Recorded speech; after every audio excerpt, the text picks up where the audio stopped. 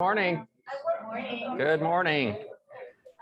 I'm sorry Good it's a morning. little bit later than is said on the agenda, but I thought we should get started now so that we can get through everything we need to do. And I wanted to thank you all for coming to this Passionfruit Conference that was generously funded by a USDA NIFA grant.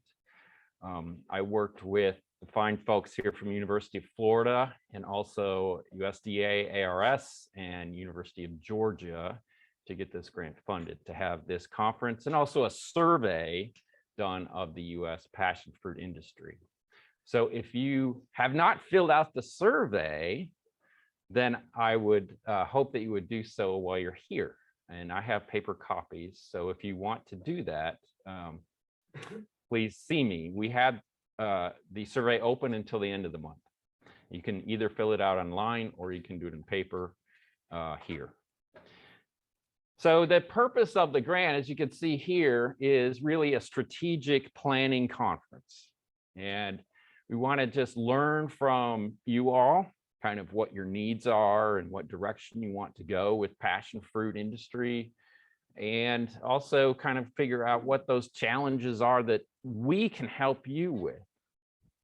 And so I probably should have mentioned my name first, which is Eric Staffney. I'm from Mississippi State University Coastal Research and Extension Center, which is in Biloxi. And so the reason that I got interested in passion fruit was twofold. One was I lived in Africa for a while and saw passion fruit there and kind of started an interest. And then in Mississippi, and I don't know how familiar you are with that part of the country, but we have a lot of the native maypops or Passiflora incarnata, which you have here as well. And so I've been breeding some of those and making interspecific crosses. And so that's kind of how I got interested in this area. And so with all of that said, we hope to have this particular conference be an area where we discuss ideas and come up with a plan. So the idea at the end of 2 days is we're going to have a plan to go forward with a direction to write different grants or collaborate with you all as growers and come up with new ideas and ways to improve the passion fruit industry in the United States. So that is kind of the quick overview of the conference these 2 days. But I thought before I hand it over to Jonathan for his portion here, we would go around the room and just introduce ourselves so we can kind of have an idea of who all we have. Some great discussion. So Jonathan, you want to take it over?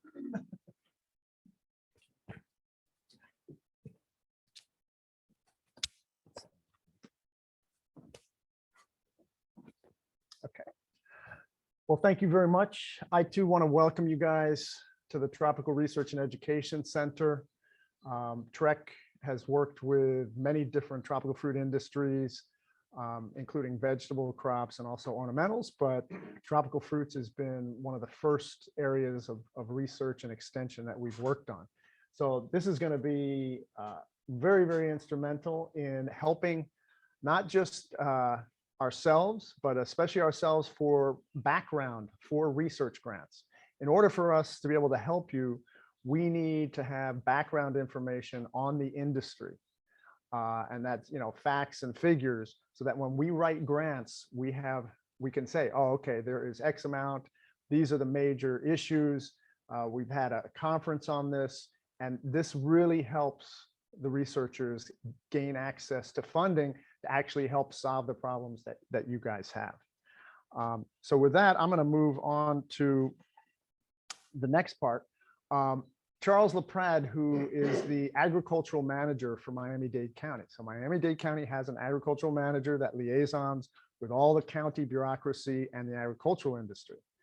And Charles has really done an excellent, excellent job, invaluable. Unfortunately, he couldn't be here with us today. So I'm just going to give you some brief remarks based on sort of what I know he would probably talk about, right? So if you look at the agriculture in this county, In sales, you're talking about over $900 million a year. And what's interesting about that is there are 67 counties in Florida. The number one county is Palm Beach County, and it's got somewhere around 500 to 700,000 acres, sugarcane and vegetable crops. We have about 70,000 acres.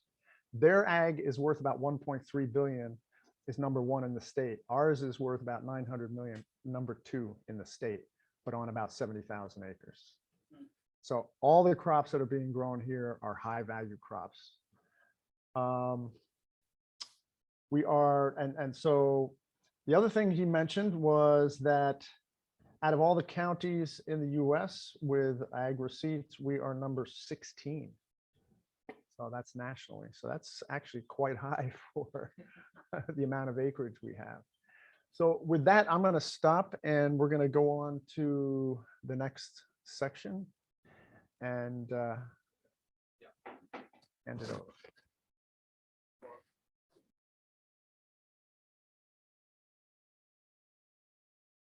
Thank you so much again for the opportunity to speak with y'all this morning and to give you a brief overview of the passion fruit survey results as conducted over the last few months. Laura, My name Laura, is. can you put it into presentation mode? Yeah, you're sure.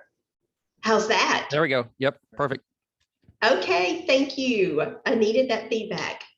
So again, my name is Laura Downey. I'm an extension evaluation specialist at Mississippi State and got brought into this project because of my experience with survey design and evaluation. It's been a great learning experience for me as we dive into these survey results. So the purpose of the survey was to identify current and potential passion fruit trends and interest in or among passion fruit producers. Results are intended to inform this week's strategic planning meeting and our discussion over the next 2 days.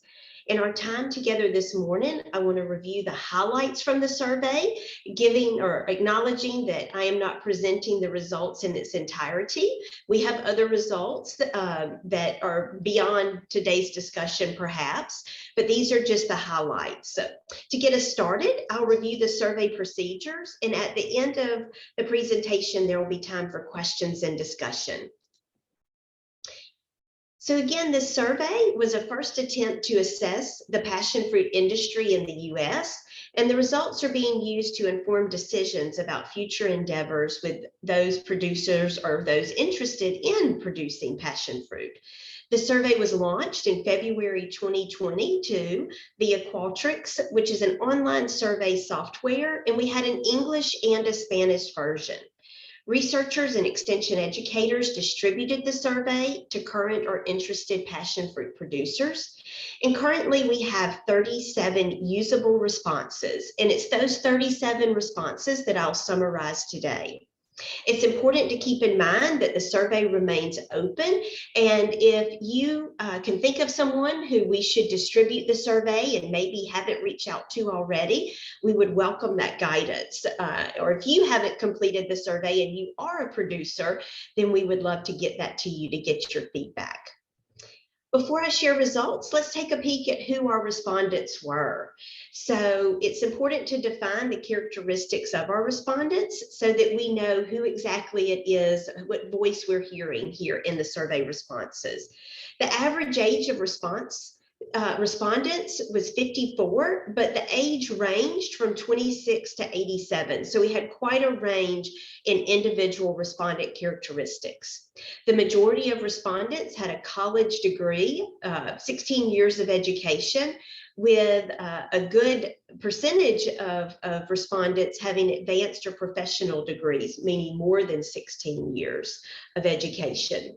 A few respondents too had vocational education, and there were a few respondents who had others, such as lifelong learning experiences, maybe through extension that they considered education, but might not be formal education. The majority of respondents reported having ethnicity of Hispanic, and majority defined a race of white. Some had a multiple races, but again, the majority defined their race as primarily white.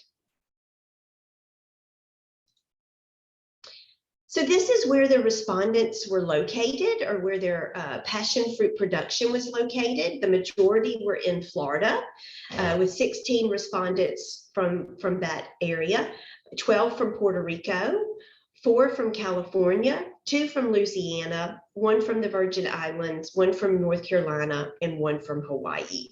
So there are probably many states that aren't represented here that have passion fruit production, or those interested in passion fruit production. So this is, again, a call to help us get the survey out to those who might be interested in participating in it. So the survey began with exploring the nature of the producer's farm and characteristics of their farm. And so one of the first questions was, how big in acres is your farm total? Most passion fruit producers that responded had farms less than 10 acres. It's important to point out, nonetheless, that there was a range in farm size among respondents. 23% of the respondents had farms with more than 40 acres, and 31% combined had farms between 10 and 39 acres. So we weren't just hearing from producers with what I would call a smaller acreage. We actually had a good range in responses. When asked how many acres are planted with passion fruit, most passion fruit producers farm less than 3 acres of passion fruit. Almost half of the respondents farm less than 1 acre, or have less than 1 acre dedicated to passion fruit production. 1 respondent had 10 or more acres planted with passion fruit.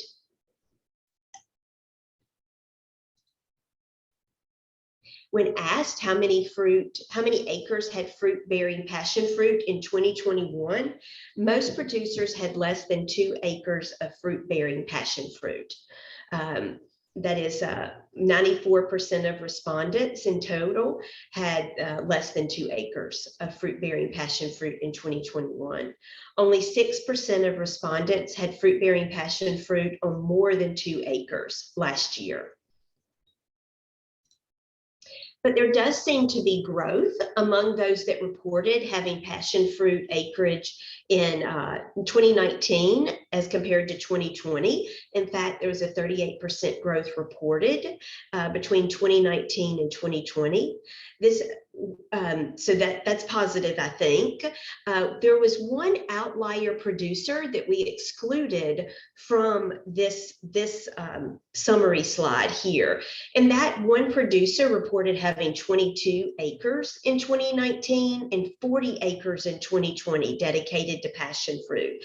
Because this producer was so unlike the other producers who had responded, we decided to exclude them to maybe give a more typical response of what that acreage growth might be.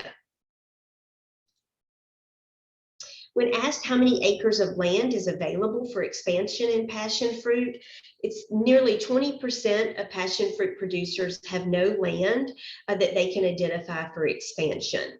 Among the remaining respondents, the majority have 2 acres or less available for expansion, and a very small percentage have more than 20 acres that could be used to expand passion fruit production. We asked, what year did you plant your first commercial passion fruit vines? A few respondents, 4, planted their first commercial vines in the 1980s, but the vast majority of respondents planted their first passion fruit vines in 2010 or later. With 14 respondents planting their first vines in the last 2 years. So within the first 2 years of this decade, more people who responded among the people who responded to the survey, more people had adopted commercial passion fruit production in the past 2 years than over the last full decade. 3 producers reported passion fruit growing wild on their property. So the next section of the survey was real interested in identifying the biggest needs and area for improvement around passion fruit production. The first question in this block of questions asked, what are the biggest needs for passion fruit varieties? The most important need was better disease resistance, followed by the next block of responses of larger fruit size, higher yields, better overall fruit quality, better insect resistance. And then lastly, a third cluster of responses that related to different fruit colors, more fruit sweeteners, and self-fertile varieties. Respondents did have an option to provide other, and with that other, they had a text box that they could tell us what their other needs were.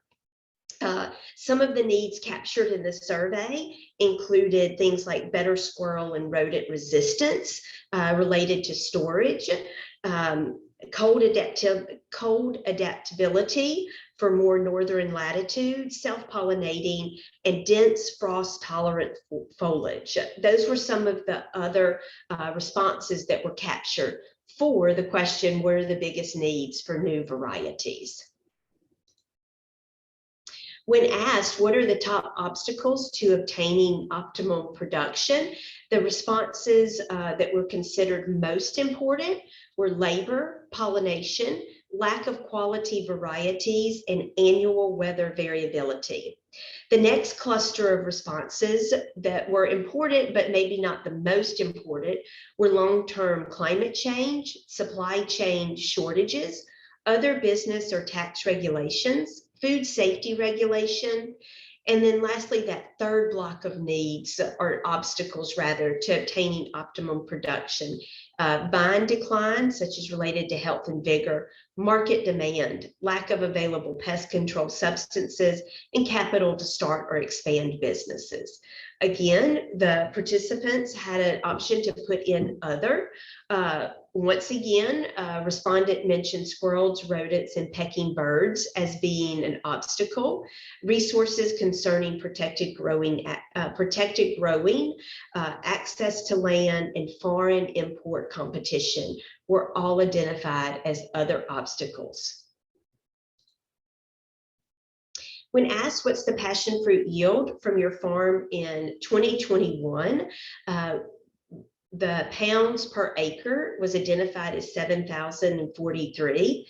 For this one, I want to point out that the responses captured here on this slide are based on non-zero responses given in the requested measurement. So we requested specifically them to respond in pounds per acre.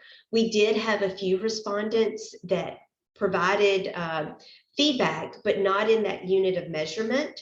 So for the sake of today's presentation, I excluded those, but we are certainly going to go back and look at those who had non-zero responses, but in a different unit of measure. Again, we asked for a very specific unit of measure when asking what was the average price received per box flat in 2021, and the average dollars per box flat was 40.8.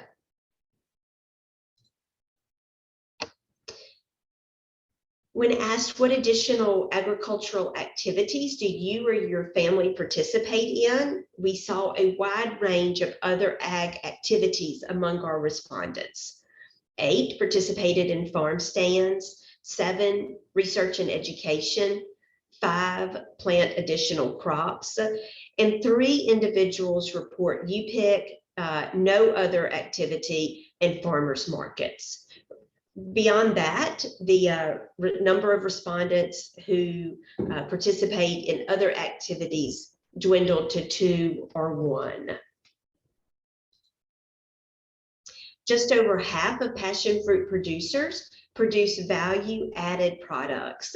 And so these are things such as jellies, juices, pulp, and other items. So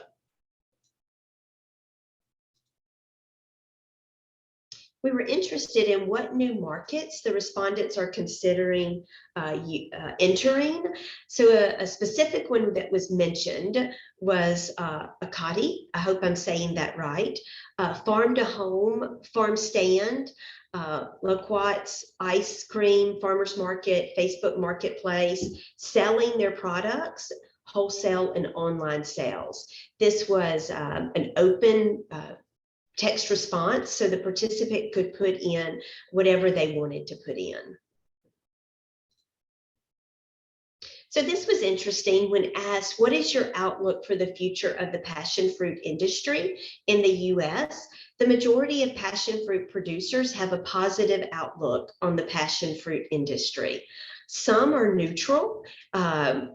29.73% respondents were neutral, and no respondent reported having a negative outlook on the passion fruit industry. When asked why those with a positive outlook have a positive outlook for the future of passion fruit industry, some of the open-ended responses that we had were market demand, it's integral to tourism, increased public awareness around nutrition, increased consumer knowledge of alternate fruit crops, low labor, low water requirements, and high value crop that is profitable for small acreage. One thing I know we're interested in exploring through the next 2 days in our meeting is what support these producers or interested producers have or need from a university extension and research in relationship to passion fruit production. So the most important item that was identified was information and research on pests and control.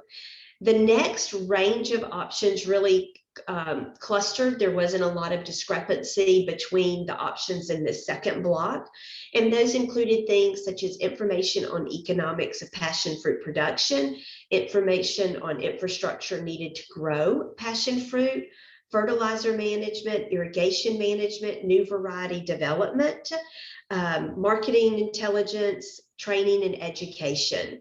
And then in the final block was one item, information on pruning techniques was identified. When asked how they prefer to receive information regarding passion fruit production, nearly 75% of producers want to receive information through online articles. 60% were interested in other methods, such as in-person meeting, other methods and in-person meetings and things such as videos, maybe YouTube, TikTok, or other platforms. Within that other category, again, certain responses were identified, such as field days, Zoom or email, and outreach from specific groups such as Rare Fruit Council International Meetings, which is a Tampa Bay chapter. That was not familiar to me, but I bet that's familiar to some of you in the room. Methods such as webinars and fact sheets were acceptable by the majority of respondents. And so these would be maybe the more traditional extension approaches were acceptable by the majority. And then when asked what actions can the local, state, or federal government take to better support you in passion fruit production, what was identified were grant programs, knowledge of existing programs, and training. These were the leading things or support that were identified, specifically to be provided by local, state, or federal government in support of passion fruit production. Less often identified, but still a relatively strong percentage said cost share programs, insurance programs, and less so respondents favored loan programs and other support. Specifically, when asked what can brokers of passion fruit do or take to better support you, actions to be taken that were identified were stable, better pricing. They wanted to be sought out by the brokers, finance growers, passion fruit education, provide financial and marketing information, prompt turnaround, fairness, more involvement with growing operations and partners, No middlemen, more security, help securing permits, and new technology. And then when asked, what's your interest in passion fruit? The vast majority have an interest in being a commercial grower. Less so, the respondents saw themselves as potential growers, nursery operator, other category, which included processor for value-added products, marketer, and an educator. And then the least amount of respondents saw themselves as a commercial propagator. It is important to point out that there are some limitations with the survey results as presented today.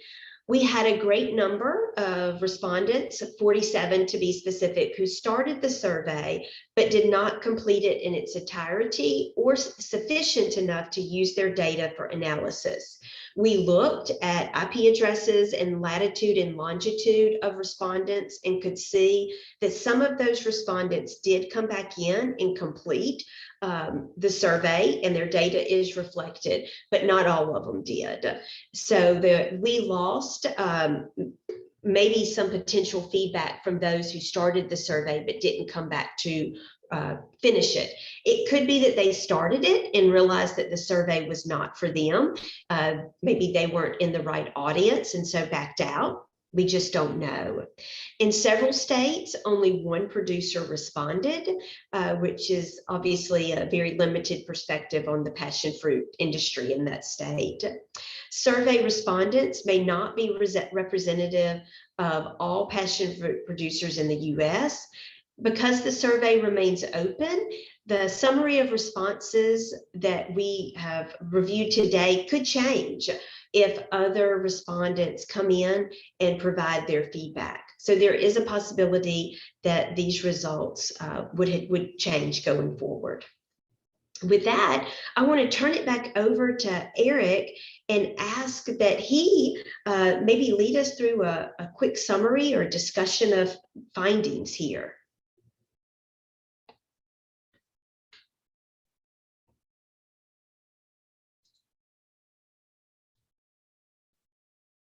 So this next section of the agenda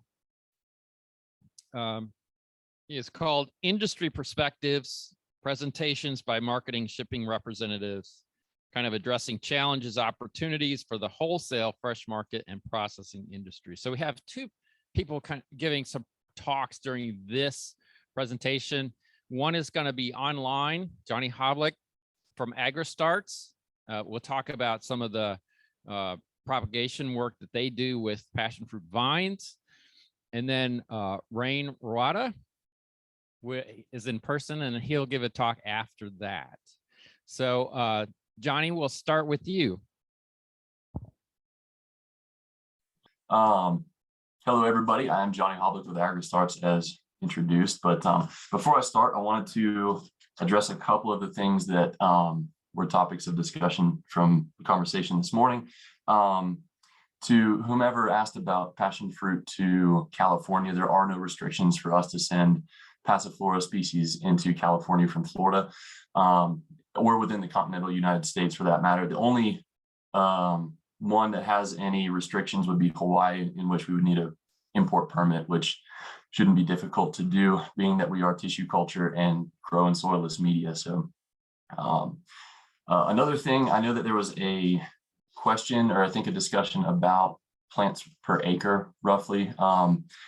What I've seen at kind of a standard 10-foot by 12-foot spacing, you can plant roughly 360 plants per acre, is kind of a current standard from what I've seen.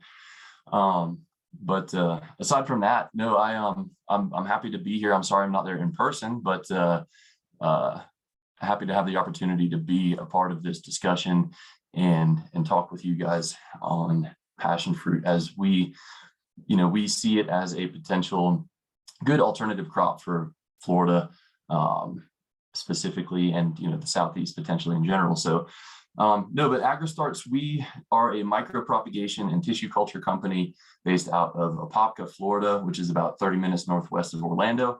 We have been producing all sorts of potential alternative crops and offering them to both small and large commercial farms for quite a few years now, over I think 20 years that we've been doing that. We do also do a lot of tropical ornamental plants as well, but that is not for today's discussion. So our interest with this and or with this meeting specifically, we only, so right now we only propagate the possum purple passion fruit and the giant granadilla, which is more of a novelty. I don't think that it's really much of a commercial interest, but we are interested in the selections that we could propagate to have available to farmers in, like I said, both small and large scale production. We, things like this and relationships with the University of Florida and the researchers, are imperative to us because we need to know these varieties. We unfortunately can't just be throwing stuff into production because tissue culture is a lengthy and expensive process. So, we can't just throw a few things in and just see what works. We really kind of need to know what growers are wanting in order to put them in production to make them available to you all. No, that's just kind of a brief synopsis of us and why I'm here and having this conversation with you guys. I'd be happy to entertain any questions. And I don't know, I should have had something to where I could put my contact information up, but I can send that in the chat here. But I'd be happy to entertain any questions if anybody has anything.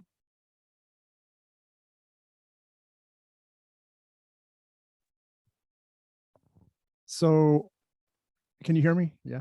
Yeah. So this is Jonathan Crane. So what are some of the advantages of getting the plants tissue cultured for the producer? What's the advantage? So the biggest advantage for tissue culture production is that they are virus tested. They're grown in a sterile lab environment.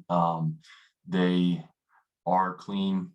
It's clean material that you're getting, which has been a huge advantage across multiple crops. I mean, we do a lot of blueberries and blackberries that, growers have seen a huge amount of success over doing something like vegetative or bare root plants, where we do a 72 count plug in soilless media. It comes from a lab straight from clean mother stock. So we have seen additional vigor as well in some things like blueberries. I think it's just a maturation thing with vegetative versus tissue culture material. I don't know, can't speak to that on passion fruit, but certainly better establishment rate starting with clean stock. So.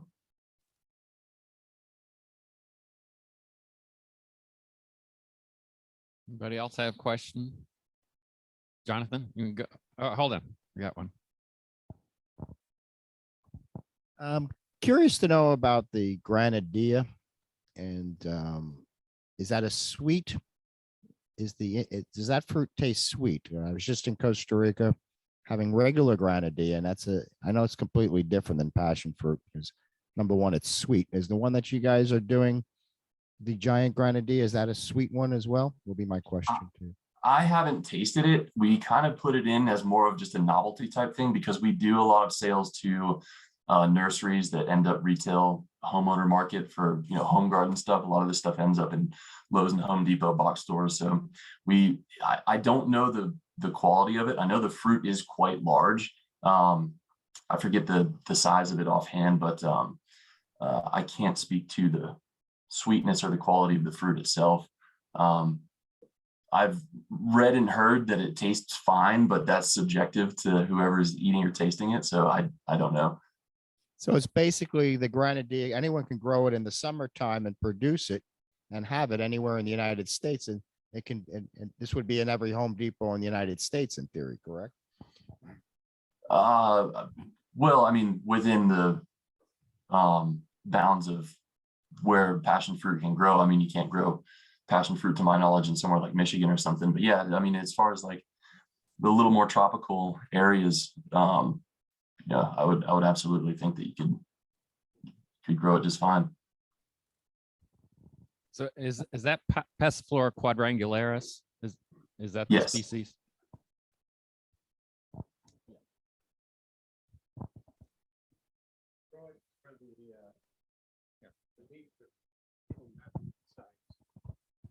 Most people that take the giant granadilla, throw out the inside and just use it like you make a green papaya salad. You know, and it's quite common to make pickles from it in the Filipino community in Hawaii. So Yeah, from what I gathered, it's a large fruit, but the rind is quite thick.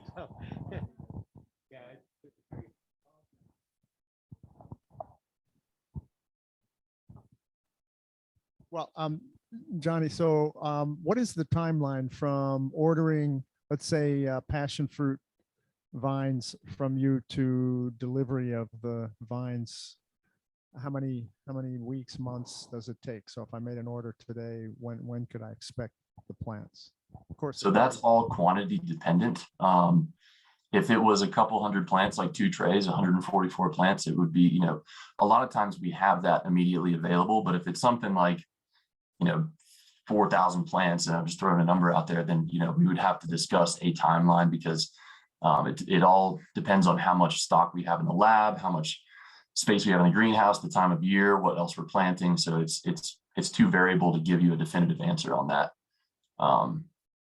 I did just get a question on the chat. Are there any growth or yield advantages of tissue culture? I don't know. I haven't seen any tissue culture plantings right next to you know, other propagation methods, and seen any of that grown out, nor measured it to know if there's any yield advantages to that. The growth, I would assume, based on other crops that I've seen right next to each other, that there are probably some growth advantages. One of them being that they're virus and disease tested and clean plants. So I hope that answers your question.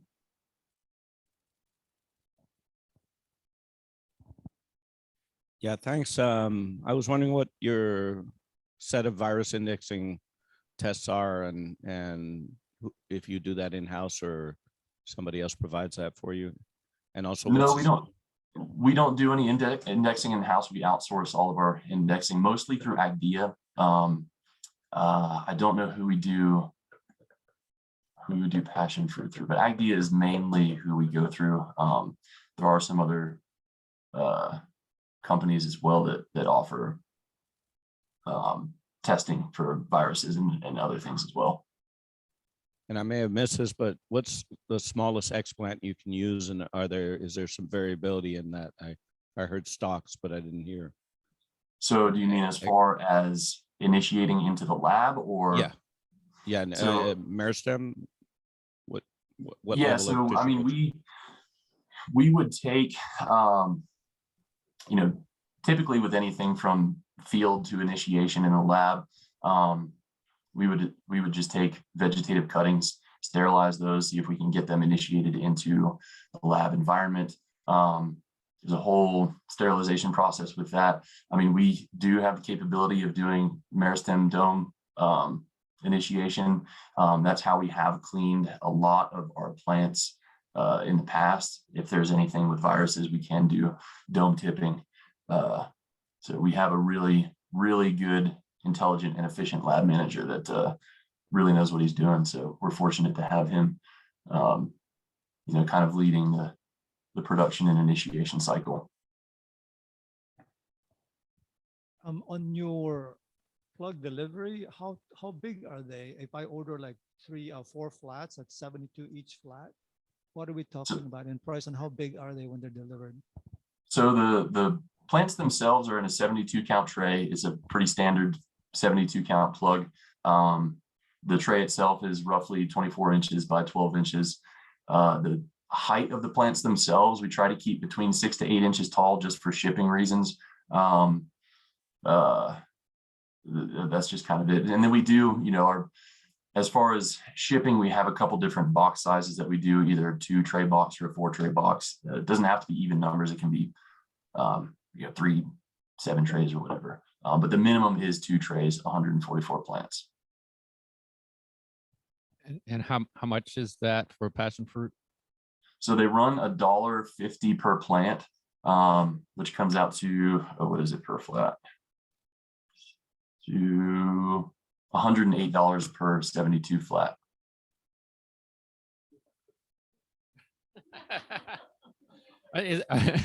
How much do you have availability? That's the question. We don't have anything currently available, but if you want to follow up with me, I will leave my email. I travel a lot, so it's kind of difficult to catch me in the office. Email is typically the best way to get a hold of me. And it's really simple. It's just John, JOHN at agristarts.com. AGRISTARTS.com. I'll type it in the chat here too.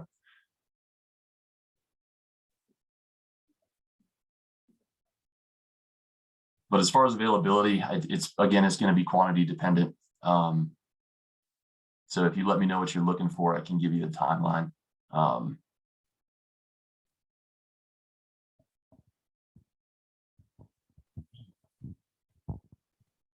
I'm just curious on the average yield on the 2 varieties that you are propagating. What can be expected per plant for the yield? So the passion fruit is kind of new to us. What I'm assuming is, you know, somewhere between, you know, seasonally, somewhere between 50 to 100 fruit per plant ish is kind of just what I'm guessing. So, I mean, being that they're, here, let's see the poundage. I'm going to assume that they're a 1/5 of a pound. So 2.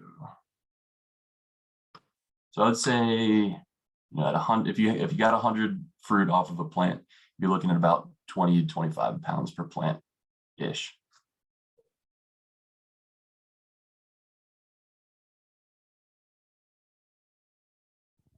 Okay, any other questions for Johnny? One more.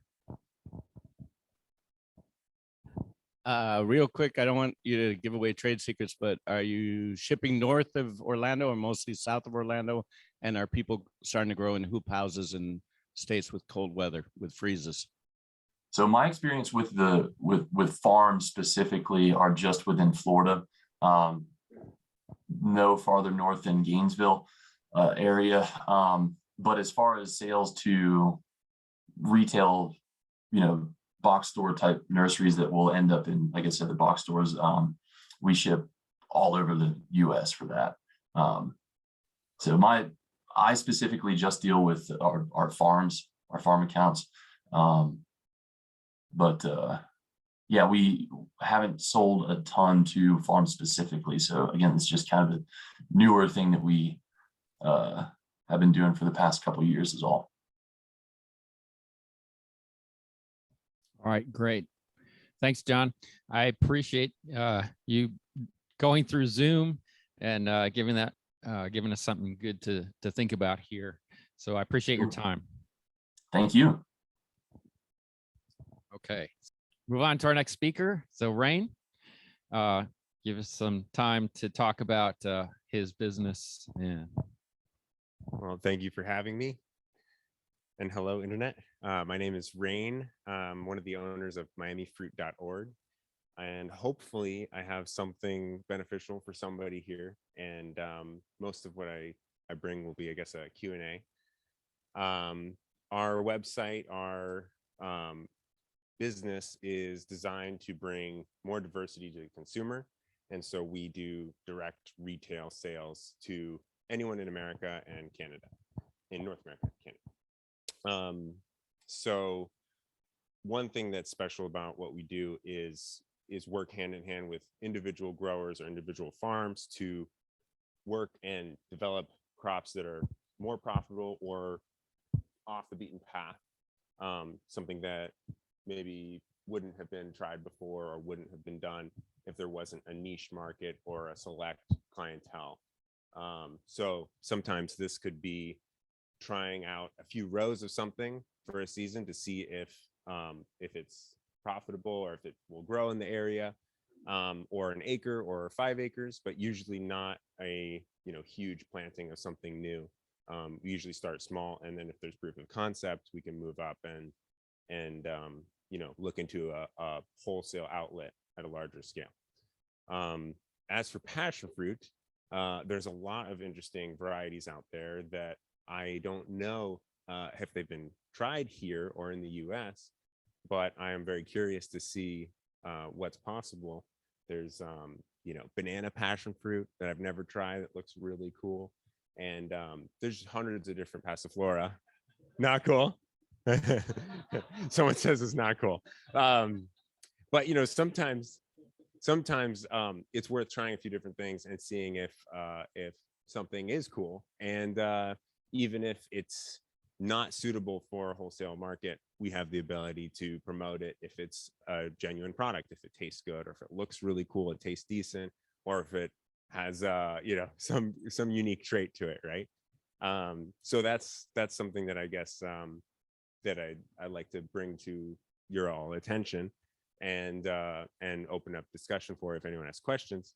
And if anyone has questions about what it's like to market to retail, to do direct to consumer. So we basically we try to condense ourselves into the sole middleman of growers and consumers, rather than having a large supply chain that takes a lot of time but is very efficient monetarily. We go straight to the customer and make time disappear. So typically a grower to a packing house to a wholesale distributor, truck it up to New York or wherever, or to the West Coast, and then distribute to grocery stores or supermarkets, and then finally to the consumer. Passion fruit could last weeks or maybe even a month in best case scenario. So we typically harvest and ship to the consumer, and they get it in 1 or 2 or 3 days. And so that allows for a lot of different products that might not hold up or might be too risky. So with that being said, is there any questions or any avenues that I could talk about that might be useful to anyone? Sorry, we gotta. I'm just curious to see what your biggest challenges in shipping direct to consumers is.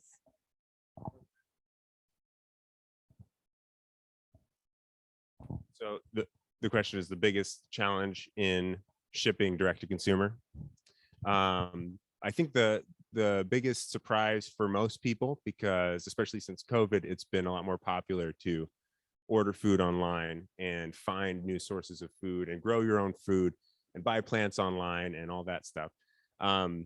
It's basically the same as having a physical location in the amount of time that you spend with the customer, teaching the customer, answering their questions. We just had a bunch of questions about the AgriStarts flats, right? And that conversation, is informative and helps the customer understand the product and know what to do with it and purchase.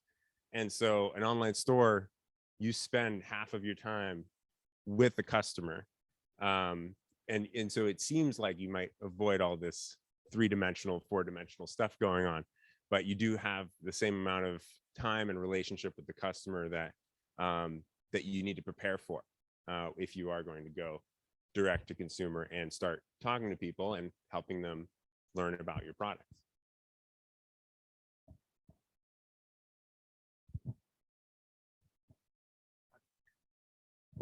Hi. So is there any permits that you need to get for food safety and pest and diseases permits to export to outside the country, outside the state? So this is a better probably question for Jonathan, but I think that it's zone specific and state specific, and then also crop specific. Do you have a better answer for that? Crop specific. So there's a lot of things we can't send to California. That's the big one. Texas and Arizona do have some restrictions as well.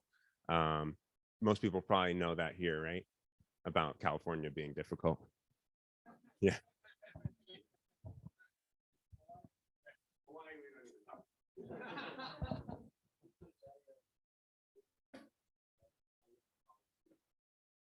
Hi, I'm Jose. I actually wanted to congratulate you. We do follow your Instagram, your social media, and it's great what you guys are doing because you let the consumer kind of like try new flavors, and I think that's what it's all about. We are in the exotic fruit business too, in a different scale. But to us is great to see guys like you that are really preaching the word of exotic fruits are a new thing and a lot of health benefits, and that they must try it. So keep it up.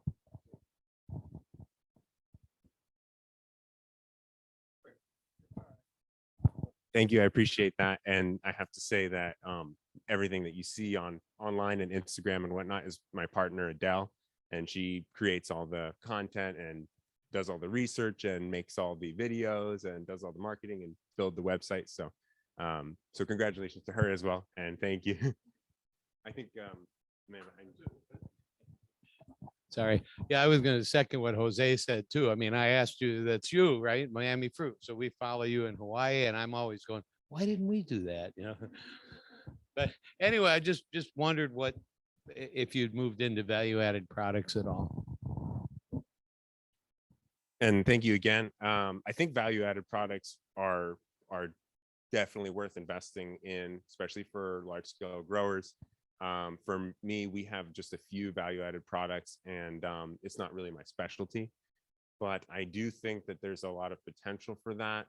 And that kind of brings me to something that I kind of feel is unavoidable to talk about, but not to be too doom and gloom, but it's difficult to compete with imports from other countries and the cost of production and whatnot. And so often value added products are sort of the cheapest and first thing to come in, from that have a shelf life, and they can be, there's no agricultural or customs, too many regulations on them. So, value added products usually become difficult to grow and make and produce here in the US.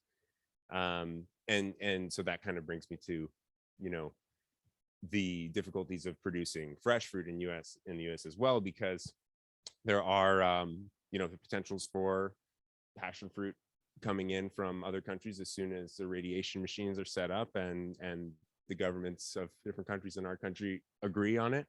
And I'm not an expert in that by any means. I know very little, but I do know that it's basically a matter of time. So something as a grower to be cognizant of and aware of, and to keep an eye out for when the time comes. Sort of given all that internationalization talk, what's your media presence in Spanish, Portuguese, Creole, French, and what would you say your percentage Latino market might be?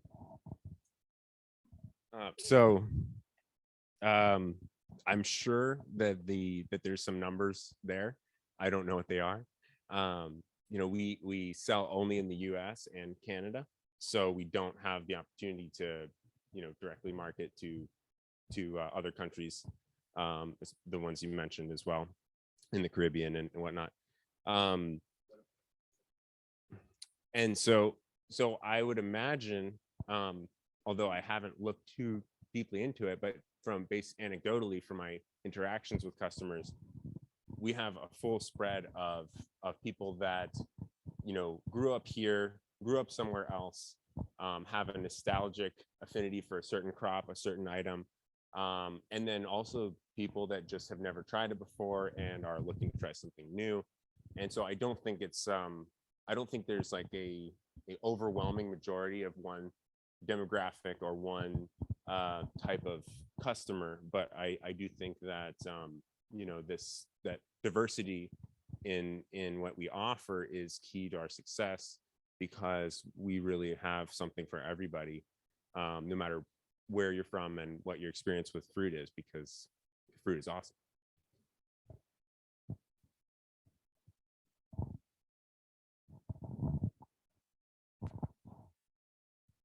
Yeah, So I'm Trent, I'm the agricultural economist here. And I was just thinking that when you mentioned about diversity, how challenging is it?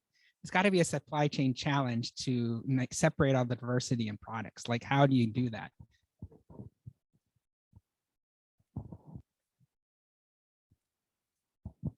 Yes, and thank you, because it is sometimes very difficult, especially with some of the more perishable items. And I think the most important thing for us has been to develop really good relationships with growers and work towards, offering them a good value for what they deliver, and also, expressing to them the importance of what we need and our timeliness and our freshness and, the size of the fruit. And, one of the benefits that we've come to offer is that we don't need the fruit to necessarily look commercial. The fruit can be a little ugly. It could have, fungus on it. It can have some spots on it, as long as it's within acceptable means. And the customer, values the quality of the taste of the fruit more than the look. Looks are always nice, but yeah. So I think, every week is a mission, trying to get 20 different products or 30 different products into one box and then do that 1,000 times. It's difficult, and there's a lot of math, and we try to use everything that we buy and harvest, and we do have a few value-added products that we can reuse some of the leftover items, but a lot of it, there's a good portion of items that we donate and we sell locally to fruit stands and stuff like that. So we always over harvest a little bit, and that's key as well, but that also drives up the cost of our product. And yeah, I think hopefully that answers that a little bit. It's hard is the answer. Yeah. What has been your experience regarding consumer demand for fresh passion fruit? I do think that fresh passion fruit is one of the better fresh crops that we have. It's very stable. It ships well. Most people like the taste of passion fruit, even if they've never had it. I would say that there are some varieties that do better than others. There are, the more sour the variety, the harder it is to get someone on board with it if it's the first time. But overall, it's a very good product, a very good fresh product, and because of its shelf life and its ease of use. Yeah. Are you growing it yourself? Our farm is dedicated to trying new varieties. So we have a few new varieties of passion fruit that I've never tasted before. And if we can, on a very, very small scale, produce something that seems worth trying, then we'll try it at a local farm here in Homestead, and work exclusively with the grower to see if they're interested in growing it at a larger scale.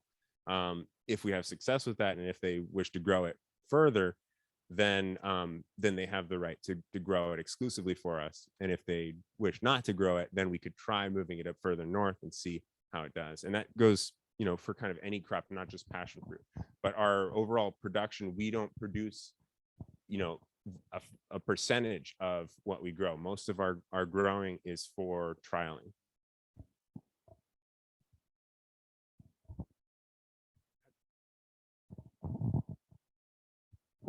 Thank you for your presentation. Really quick, I didn't realize it takes that much time online to dealing with the customer.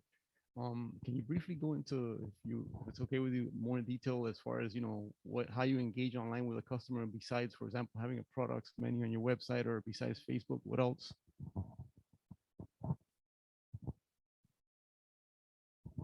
Well, I think in regards to the time spent with a customer, engaging with them, teaching them, answering questions, and then making sure that they have a good experience with the product. With Facebook or other online marketplaces, you can sell items, and you can sell your bicycle or your car or whatever. And like, if you've ever tried selling something, you kind of find out quickly that 20 people are interested, 1 or 2 people show up, and when they do, it's like it's an ordeal. And an online store is similar because you need trust. You know, you need to be a place, a marketplace that someone feels like they can trust, you know, especially nowadays when there's a lot of scams out there. There's a lot of fake websites. We've had, you know, people, you know, change a letter and have it Miami something fruits.com and you know, and all kinds of stuff like that. And I'm not the only one. It's all over the place. There's poaching, there's, you know, people paying for ads to make it look like us. And when you get there and you purchase, you never get anything. And so we get emails from customers that, you know, they're like, where's my box? I'm like, we don't have, we've never seen you before. We've never took your money in the first place. So there's that, you know, barrier to entry, even finding the customer, getting the customer. Once you have the customer on your landing page, then having something that's worth their time to buy or the money to buy, making that sale, having it be presented in a way that they can answer their questions as much as possible from the website. And then when they have additional questions, being able to answer them, you know, which we're not the best example of, you know, how a company could do that because our profit margins are small. We're a small company. But if you want to buy a phone or a pair of shoes, usually you can chat bot somebody in India and they'll answer all your questions right there and then. We're not that sophisticated. We have email and we take a day or two to get back to people usually, you know, which would be better if we were quicker. Then you have the customer receives the product and may not know how to use it or may not pay attention to when it was delivered or may leave it on their doorstep all weekend in the sun or in the rain or in the snow. You know, and then there's dealing with that and there's dealing with, you know, passion fruit is pretty simple because even if you cut it early, still all right. But the mesapote you cut early and, you know, or egg fruit, and you're going to have a terrible time. So there's then teaching them how to use it and, you know, how to store it. You put a certain fruit in the fridge before it's ripe and you kill it. So it's just a lot of time. No matter how you slice it, you have to spend that time with the customer.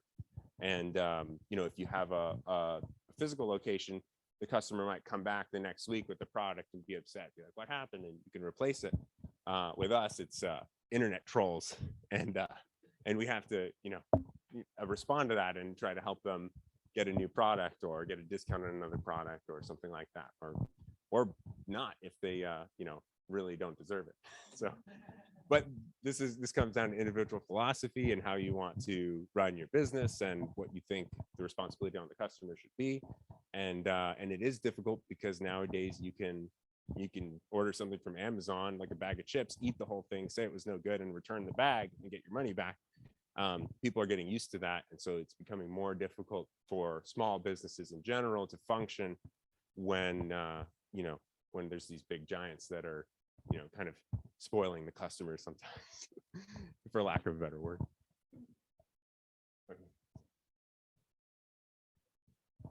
Quick question. During COVID, I started getting a lot of subscriptions. So subscription service to your products, tropical fruits? Yes, subscriptions I think are great. Customers that know they like the product, that want to keep having the product, offering discounts for subscriptions is awesome. Is there anything more specifically that?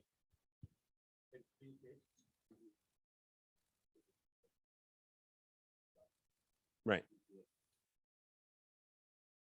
Right, exactly. Repeat customers are great customers. The more frequently they order and the more frequently they get the product, the more familiar they are and the more they can share that with their communities as well.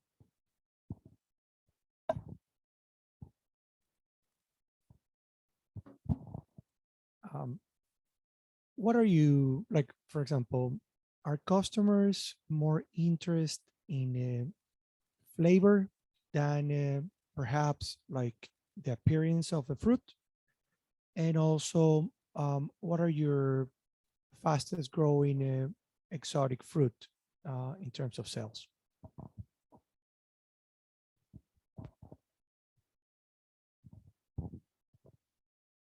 Okay, so before I forget, what's important to the customer, the appearance, the flavor, etc., and also what is the most fast growing product we offer that has piqued the most interest or is growing the fastest, correct? So again, I think diversity is key. And I think that there's all different kinds of customers. Some customers, they, you know, especially the ones that trust a marketplace, can hear about a product, want to try it and give it a go.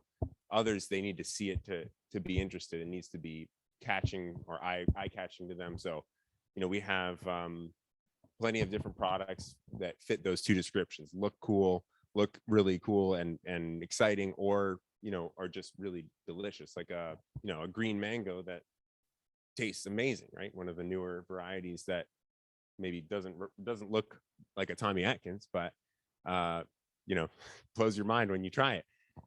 So I think that both are important. I think that's what's maybe the take home for us, is that we have a diverse offering, and that we have things that spark, you know, the news interested in our giant phallic shaped avocados or our blue bananas or whatever it is that's really, you know, looks really strange or is really intriguing to people that they've never seen before. You know, avocados are usually this big. And then also having just really awesome staple products that once you try it, you're like, wow, like a mesa pote is I've never tried anything like that. It tastes like sweet potato pie. Doesn't look that cool, but once you try one of those, you're pretty excited to have it again.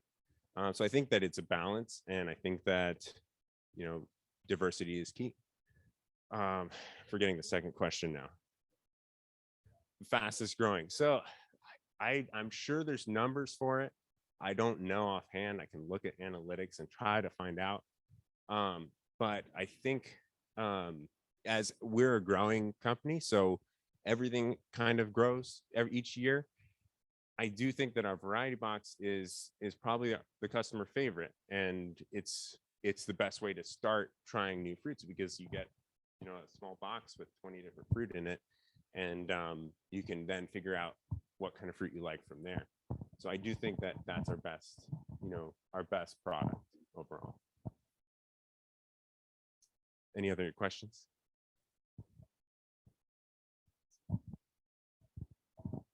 Do you think the shipping cost is putting off a lot of customers? Yes. Yes, it is. Yeah, this is just a fact of life that you know, it gets more expensive every year. It's more expensive than it's ever been, and especially with fuel, it's costly. You know, and I don't know if I have anything insightful to say other than that. You know, we try to make up for it in the quality and the freshness and the diversity.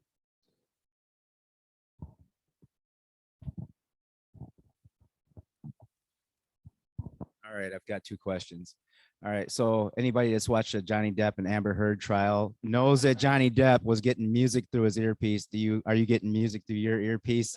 Are you being fed your lines? Only kidding on that question, unless you want to answer it. I was just going to ask you if you see fruits that come in as a trend and then kind of go away. I guess that was my question.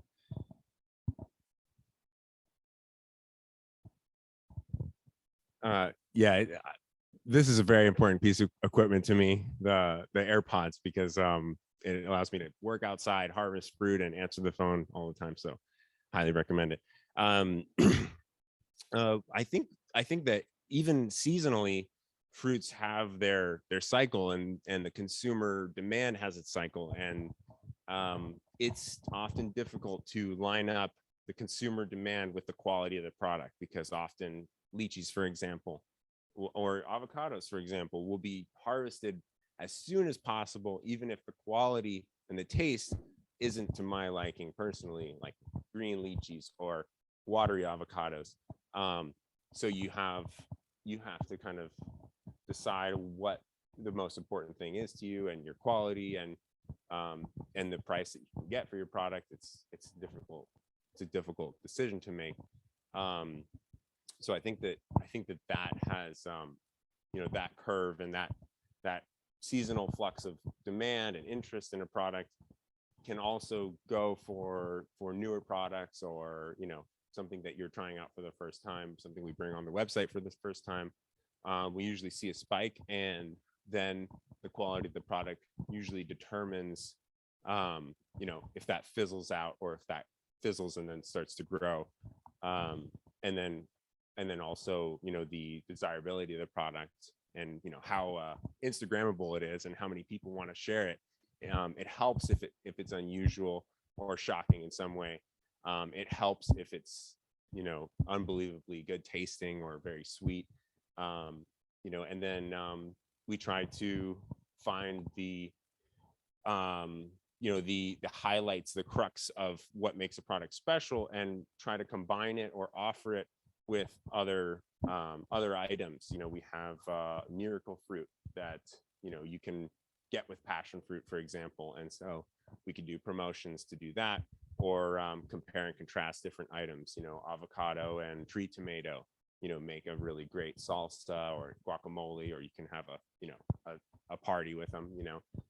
So trying to find creative ways to highlight different items also comes into play with that, I think. Any other questions? Awesome. Well, thanks for having me. I appreciate it. And for anyone out there that's interested in working with Miami Fruit or offering products or growing new items, you can reach out to us on our website, and you could get my number here from Jonathan if you like. So thanks for having me, and I wish everyone good luck. We do a lot of lily koi, and everything that's been said this morning resonates with me. And I guess I got to point it. That's always a mistake I make, is point it. Why didn't it change? I'm going to go through in sections. Basically, you were talking about bees before. This is only 2 bees. They're spreading the pollen around. University's done a lot of passion fruit research and publications, and all of these things are online going back to the 30s. The territorial extension bulletins from 1904 to even some after the war also have passion fruit, but they're not copied online yet. But in 1904, the largest export from Hawaii was banana flour, and that's OUR rather than the male buds of bananas. And passion fruit ranked number 3. A lot of this is passé already, and you'll see that in a minute. We have a lot of history, and I don't know why we're missing the top part. Is that? Oh, that's because of the.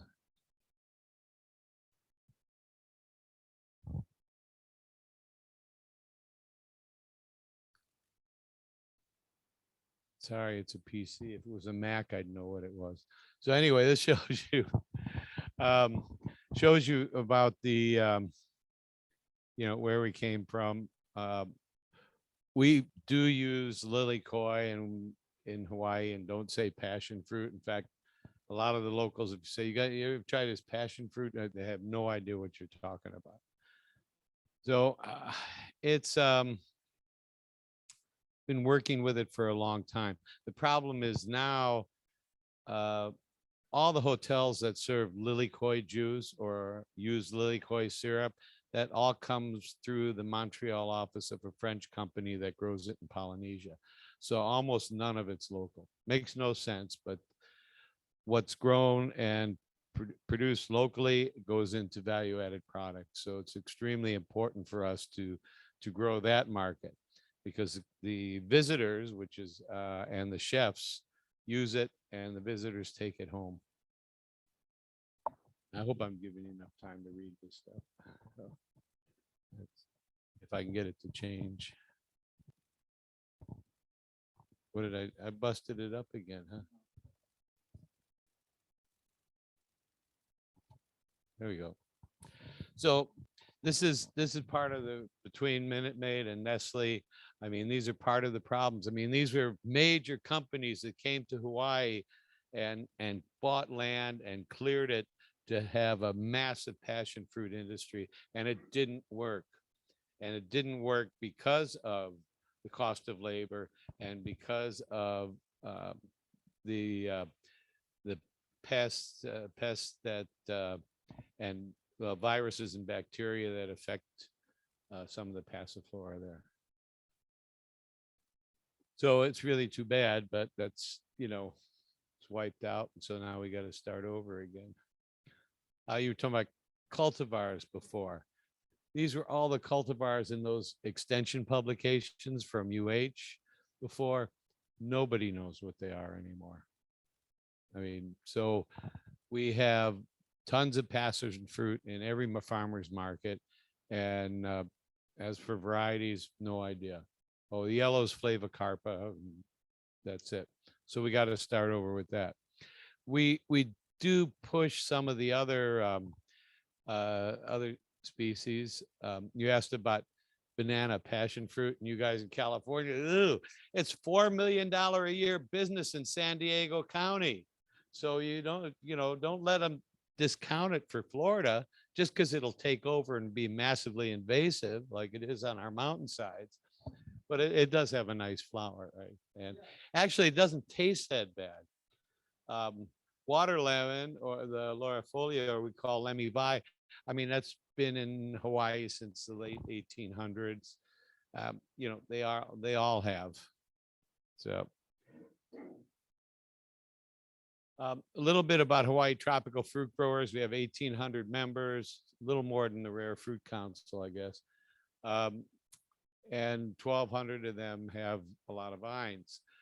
We need help. So that's why I got involved in this, is because I'm hoping when you guys get your big, massive grant that you'll have a little chunk for Hawaii.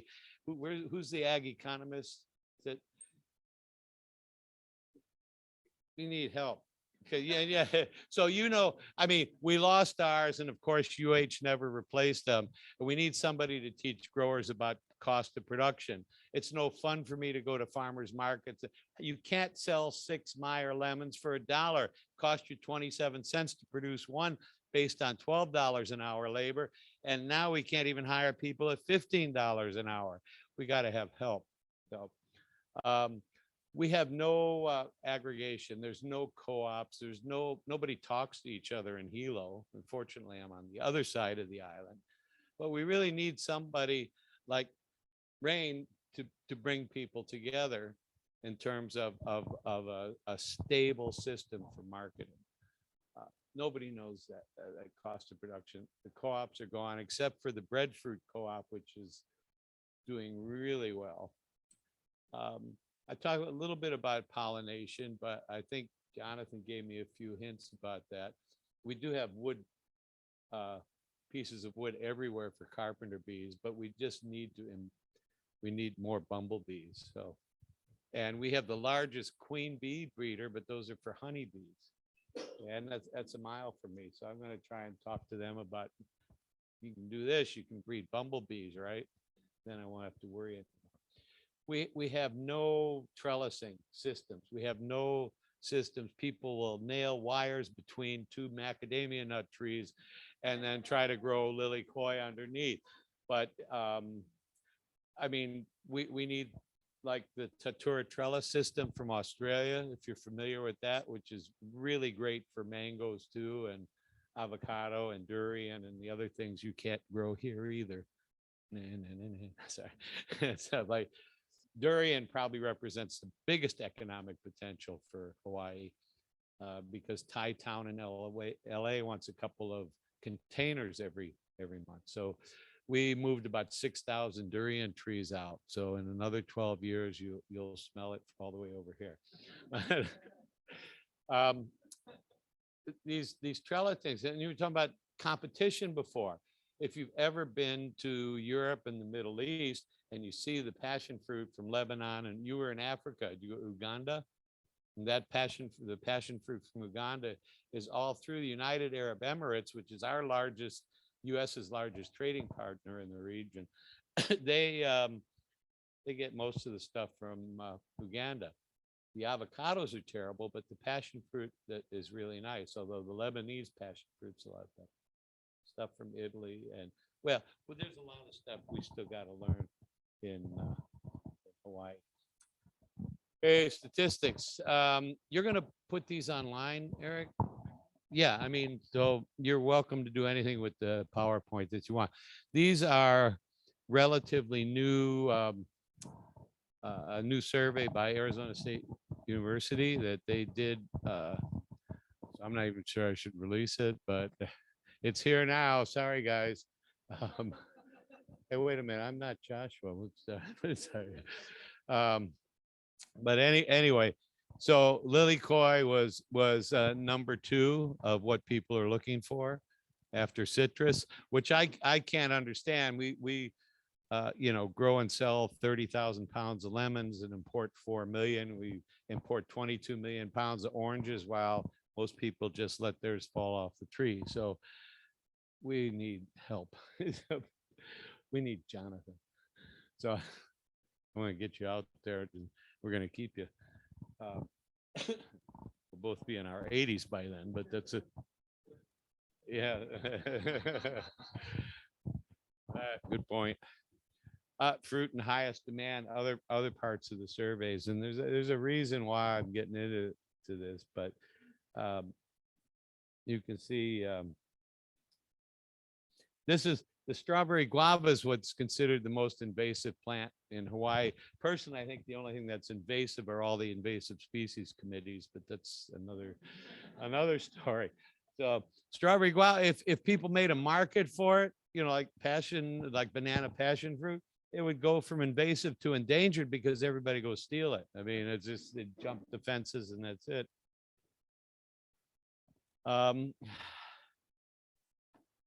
Production potential, huh? You can, if you have a question, just shout it out and I'll repeat it. That way, Eric doesn't have to get back and forth all the time. So these are some of the production statistics, and mango is probably down this year, but 36,700 pounds produced in 2018 of passion fruit. Huh? No, that's total. But that's a small percent of the growers. I mean, our growth, you know, they're not going to answer another survey. You know how many surveys I get a week that we're asked to send out to 1,800 members? We send them out, but people are tired of getting them. It's just a slow grower. I mean, you can plant a tree now, and when you're 106, maybe it'll be ready. Huh? That's a grapefruit. Yeah. Yeah, I have 4 or 5 producing trees. So, and in terms of value added products that you can do with Jabote Kava, it's about equal to passion fruit. Problem is we have in Hawaii, we have influences from all over the world. And so the people from Australia and New Zealand, they got to have seeds in their passion fruit jelly, which just I gag over that, but they got to have it with seeds, and then we got to strain it for everybody else. So, which I get into that in a minute too. And top 10 fruits in terms of production. Avocado is way down now, thanks to the lace bug, which is something else we'll have to talk about. Maybe I can get the money to bring you out just for that with Dara, but passion fruit's right in the middle there. And the reason we're talking about this is that the basis for this is some machinery, this paddle finisher, and what they can talk about producing in terms of lilikoi per 50-week year is 6.6 billion milliliters, I guess, because I can't count that high. So I'll let you guys figure it out. But they're talking about a processing facility on a high-end level. There's no way we can produce the amount of fruit that this facility wants, but they've got, see, that's the problem too, is they get a grant to make this facility and put all this equipment in there, and then nobody's got enough stuff to do anything. You're going to do my 2 cases of passion fruit. Can you process this for me? Yeah, it's done. Huh? Wait a minute. I just dropped it off, you know. So there's there's some communications that's lacking, I say. So we have a lot of, we do a lot. Our chefs are arguably our most important clients. Well, in my case, they're important because my son's the chef at the Four Seasons. If he doesn't buy my stuff, out of the will. It's very, very simple. And he doesn't do the cannabis stuff, but I mean, there's a lot of, you know, cannabis, lilikoi, moonlight cocktail, I guess after that is. Well, this was with wasabi and lilikoi and the deviled egg, which was just amazingly good. And lots of, there's your banana passion fruit flower. Oh, you recognize it, huh? Yeah. Just some of the products, including the jam we make here: lilikoi salt, lilikoi sugar, lilikoi fruit leathers, and you know, larger commercial operations like Hawaiian Sun. No, not me. No. This is just some of the examples from Hawaii. I make this one.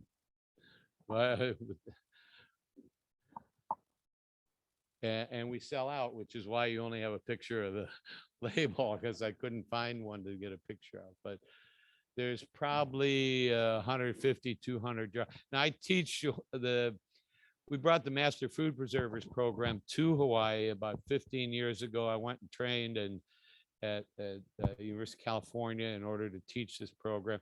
I brought it to Hawaii so that we could make all of these types of value-added products and have a foundation for consistency through Hawaii Master Food Preservers. Well, I go to UH and UH, well, if you write us $1 million grant, maybe we'll do the program. I mean, at one time, Florida had it, Mississippi, every country had this, every university, every land grant, I should say, had this program. And it was all part of extension, except in Hawaii, because you can't spell dysfunctional without UH. But we did it. It became part of Hawaii Tropical Fruit Growers before we spun it off into its own 501(c)(3). So I've taught this program from South India, Guam, Palau, all through and all over the state of Hawaii. So now when you go to farmers market and you see their certificate, some of my students are in Whole Foods nationally, which is a really good feeling. So, and that's with lilikoi passion fruit or passion fruit jelly. So the Edible Hawaiian Islands, they have a contest every year for the best passion fruit jelly. I never entered though, because I want my students to win. And that's it. And you can put that on if you want to.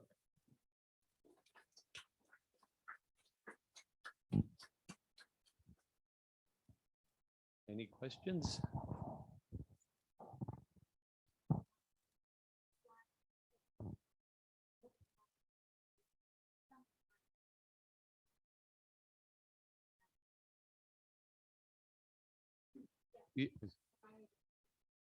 Well, I can go back to that because I don't remember.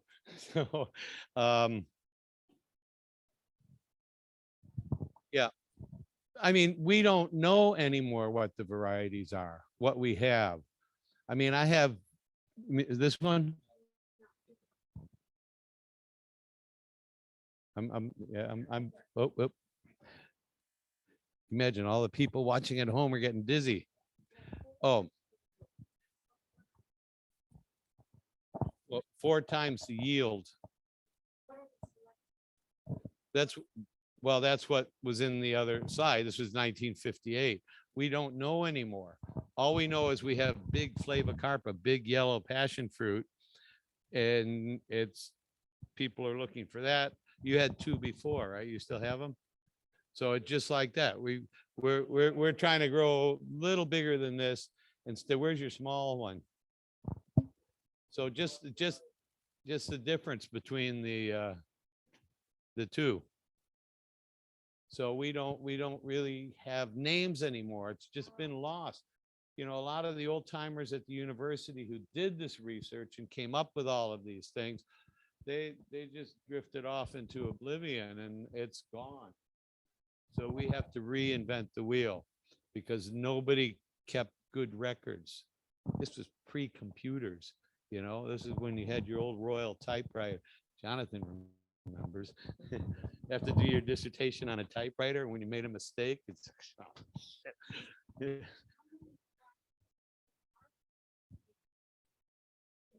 there's probably 5,000 seedlings. So, well, seedling, if each seedling's a different variety, then yeah. We try to, we have a containment greenhouse with 8 rooms, and we, with foggers and pretty elaborate systems for determining what the best type of propagation is for just about everything. I mean, we can propagate rambutan from cuttings now, which took a long time to figure out, but it works. So we're trying to get some consistency to the better varieties of passion fruit, but we don't have names for them. They haven't been named. It's just, we got a great big purple one that's not too sweet, but people really like it. I tend to focus on the yellow because we want that for value-added products. But this big purple one we're trying to propagate now and figure out what the best way to do that is so that we can have some consistency to that. Yeah, we have 200 avocados. I'm still trying to get down to 10 so people can market 10 instead of 200 different types with the same name. Butterfruit. Does it make sense? Does it kind of answer your question? Oh, good. Please explain it to me because I have no idea. Why would you want ours? I suspect you got plenty good ones here. I mean, if they want to get some, we can get the right permits and send them all over the place. I mean, as long as we don't send soil, it's fine anyway. So we can send cuttings wrapped in saran wrap and Ziplocs.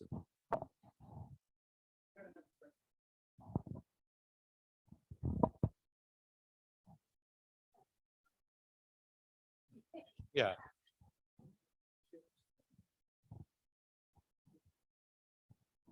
Well, but we're talking lily koi. Yeah. We don't want your greening, so we still don't have it. I suppose it's a matter of time because we have the psylla and the vector, but yeah. We're all in this together.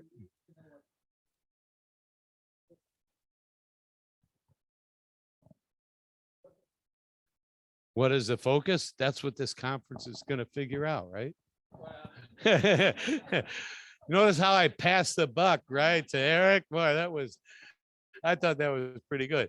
But I mean, it's all of it. I mean, we're all in it together from all the different locations. And what I focus on in Hawaii is probably going to be different from what you focus on in California and what you guys focus on in Florida. And we all have our own operations as well as the industry to think about. And as growers, we need to learn to think about the industry and not just our own wallets. It's another kind of pet peeve I have because people are focused and that happened for a long time. And that's why we don't know the names anymore of the different varieties, because the people who had those, they just kind of squirreled it away. Now they're dead and nobody knows what happened to this stuff, but they never shared. And so as a grower, the first thing we learned to do now is to share the cultivars, to share the germplasm, to ensure that it's perpetuated. And we have 2 acres on every island. So what we have, and we can't send soil in our island at all anymore, nothing. So we got to have permits even to go in our island and have an inspection for 2 hours at the airport if I want to send a plant over to another island. So we do it in batches, and we got to use the Department of Ag like a shake and bake bag. Okay, here's 5,000 plants that I'm sending to the repository on Molokai, so I expect your people to check them. And they have to. So it's work, but it's worth doing just to protect it. I mean, I'm not going to narc on a kid who brings in a bunch of durian seeds after a weekend in Thailand. But God help somebody who brings in citrus from Florida. you know, after 40 years in Japan, I'm pretty good with a sword. So,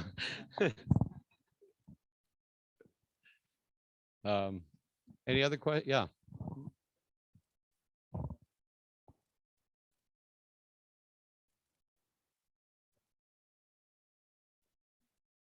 That's all. Our average farm size is 3.4 acres. So out of for FSMA, you know, where you have to, I think it's if you have to do a full FSMA regime, you know, Food Safety Modernization Act, if you make $250,000 a year, you have to comply with all of these FSMA things. We, out of 3,000 farms in Hawaii, we have 7 that have to do that. And all the rest of the farms are much smaller and don't produce $250,000 a year. We can't all make a lot of money like he does. Yeah, I knew I'd get a comment there. So that was not a chicken being hit by a car. Sure. Oh, okay. Disease and insect issues. That's probably something in Hawaii. We get a lot of rain-borne virus, and I'm not sure that you know, like papaya ring spot virus, and I'm not sure that really affects the passion fruit, but it seems to get little diseased rings. But for the most part, it's lack of pollination and not disease. Although I don't know, Jonathan, you may want to touch on that. So Hey, Ken, do you have, sorry, but Ken, do you have problems with woodiness virus? Because talking to Tracy, that seems to be their biggest issue, the aphid transmitted woodiness viruses. I think that's more in Hilo and I'm in Kona. So you have a difference, you know, where our average rainfall is 32 inches instead of, you know, 160 inches a year. And so I think that's going to be part of the problems. Oh, Dara's there. Dara, maybe you can address that. Oh, she Ken, asked I'm the one who asked the question. Oh, wait a minute. I thought you were supposed to know the answer. Well, I was curious about your experience with it.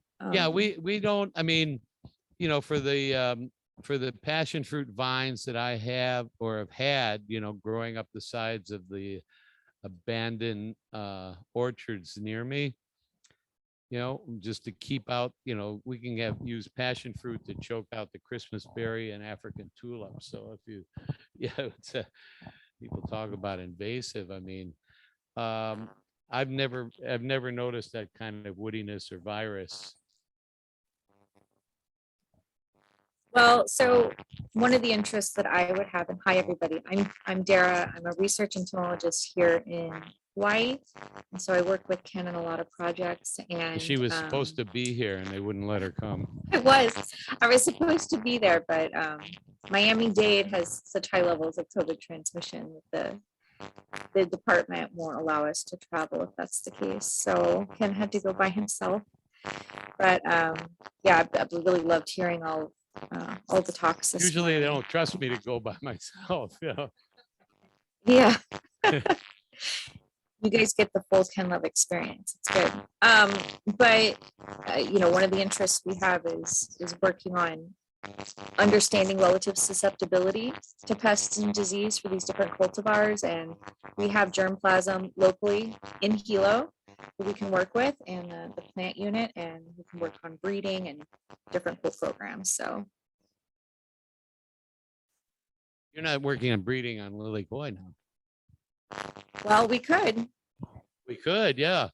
So yeah, I mean, Eric's got to get us the money first, right? I don't know. Didn't you start this thing?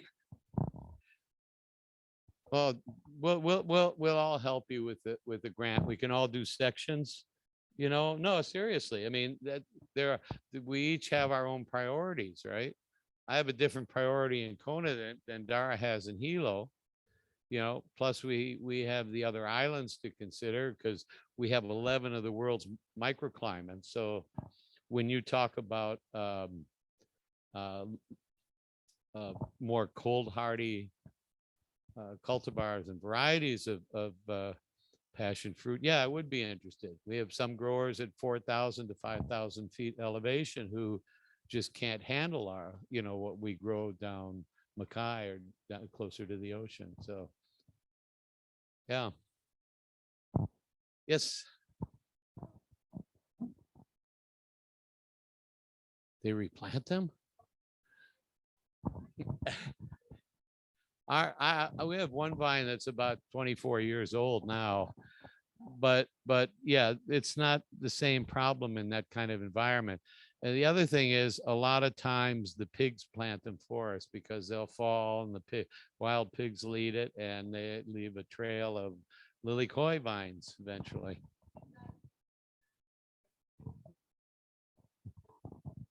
I do, but most people don't bother. And the vine looks bad, so they'll plant another one or just throw some seeds on the ground and go, stamp on them and then come back. I mean, everything's very fast. So they'll come back in 6 months and, oh, wow, the new passion fruit vine is taking over the old vine.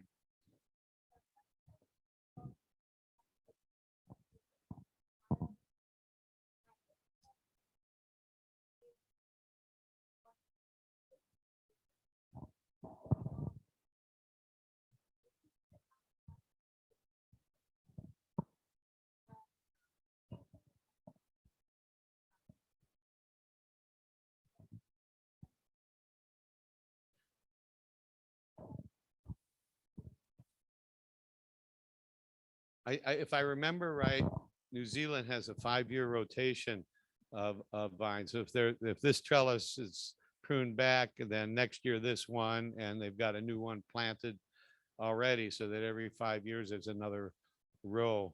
And that they do that with tree tomatoes and a number of other fruit that need to more active pruning regime. We do that with mangoes though, so all the time. I mean, yeah, we have a much different system in Japan, where I'm used to, it's a much more proactive pruning. So we have some mangoes that are no more than 5 feet tall, for example, and they still have 1,000 fruit on them. One tree in the size of this room. So they're only 5 feet because a lot of those guys can't reach up. But you've seen pictures. I mean, they have white index cards under each mango. What is that for? Well, the light reflects up to evenly color the fruit. And when you read about those $1,000 or $100 mangoes, that's less than 1% of the crop. You can buy the same fruit at the local 7-Eleven from the same tree that might has a little blemish on it for $3, which is less than you can buy it for white. So it just, you got to know where to go. But it's the same with passion fruit. The average purple passion fruit in Tokyo that grows in Okinawa, sent to Tokyo, it's $3 for one fruit. So our fruit at the average farmer's market, you can pay 50 cents a piece, or if it's exceptionally large or a nice quality or a good purple one, it'll be $1 a piece. But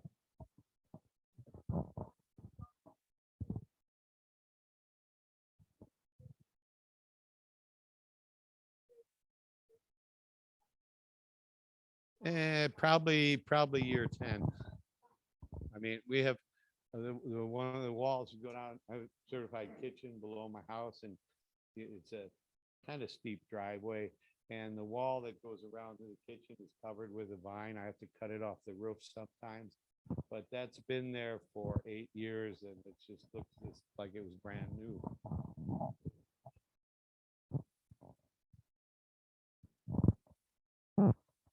Yeah, yeah. I mean, we don't get the same amount of rain, and we just, I mean, every location is so different there. It's very. We have soil? We just have lava is what it is. So, I mean, when I planted, the older I get, the smaller the farm is. I started with 26 acres and now I'm down to 2. Next year, I'm going to be in a little condo along the ocean. But when I planted and I built 8 farms in Hawaii. When I planted this one 7, 8 years ago, we needed a backhoe to make holes. I mean, there's no way you can make a hole. I mean, here, if you'd be, it would all flooded, right? If you used a backhoe and made 3-foot deep holes, you'd get all that stuff that Bill Whitman used to complain about. But it's just black lava. I mean, that's the only rock we have, unless you're on top of the mountain and you get a little obsidian. Yeah.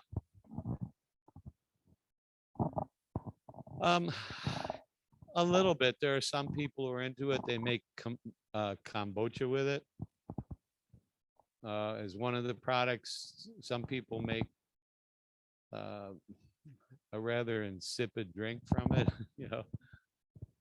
But the giant granadilla, which is different. You're talking about the regular size. Yeah, that's the orange color. It's orange skin, ligularis or something. Yeah, I mean, that's a lot of those are sold at the farmers markets. Limited value added products from it because there is no acid in it. So by the time you add enough acid to do anything with that as a value added product, you can't taste the passion fruit at all. So when I was talking about before was the giant granadilla that you would use the rind, and that the inside was terrible, at least for me.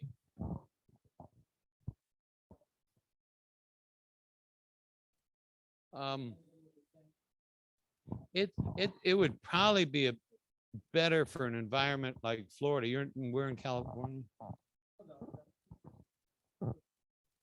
Oh, well, you can try ours from Hilo. They're great because the environment in Hilo really likes them. Oh, I'm from Peru. Yeah, that doesn't count. Yeah, Costa Rica. Well, any place you guys got rain, they're amazing. Kona, we can't even grow them. We gave up on them. Yeah. You got to go to Peru and Ecuador.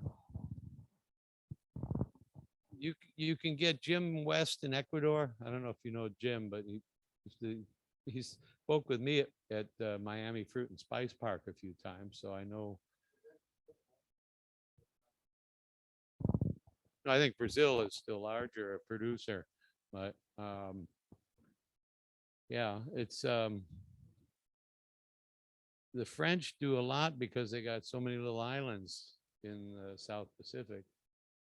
So they're producing a lot, and the French have an office in Montreal that sells it to the US. Yeah. Yes. Value-added products are, yeah, the most popular. If I don't say my wife's syrup, I guess.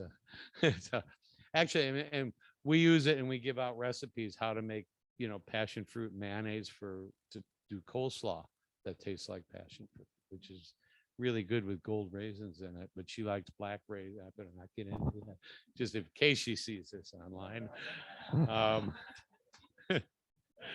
Yeah, you know what I'm talking about, right?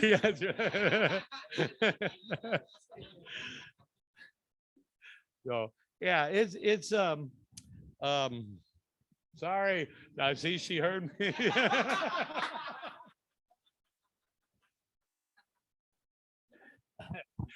I think I like the passion fruit syrup the best.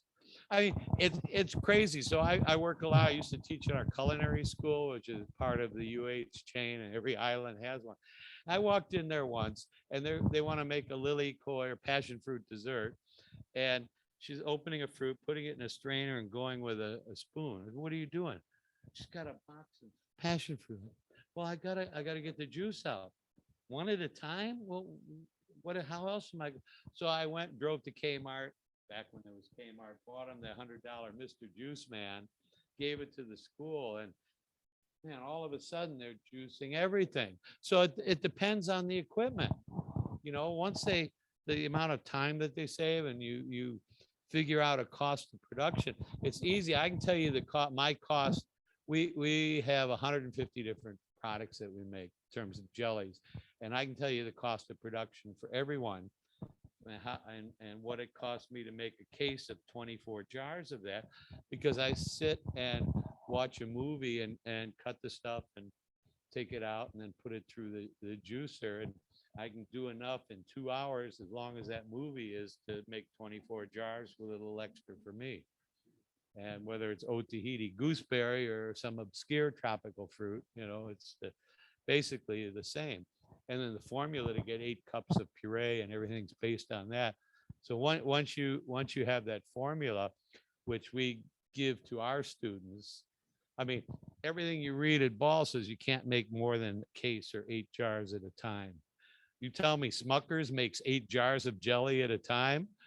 Yeah, 8 jars a millisecond, maybe. So we have to start, if we're producing value-added products, we've got to start thinking on another level. Yes, ma'am.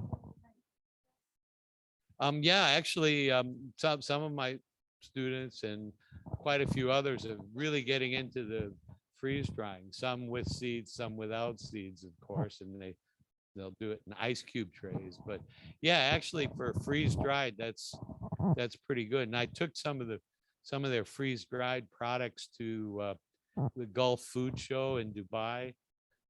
I think maybe it was March or April, I forget when it was. And so there was some interest in that, although not as much as our avocados. So we're already sending avocados to Dubai just based on that show. So my job as director of the fruit growers is these aren't my avocados. I don't grow them. I have 300 different species on my farm, but that's just as a show place so people can come and see what this thing is like. And it's the mother repository, so we feed all the other repositories on each island. But yeah, did I answer your question? I forgot already. Huh? Yeah, so yeah, there's a lot of freeze-dried freeze-dried soursop or guanabana is really good. That's probably out of 15, 20 fruit that I've tried freeze-dried. That was my favorite. I just don't want to spend $5,000 on that little machine, so I let everybody else make it, give me samples, which works. You're going to get one in California, right? Yeah.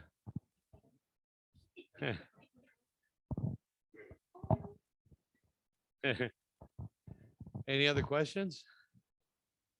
I don't want to stand in the way of barbecue. Okay. Thank you. Thanks, Ken. That was great. Appreciate it.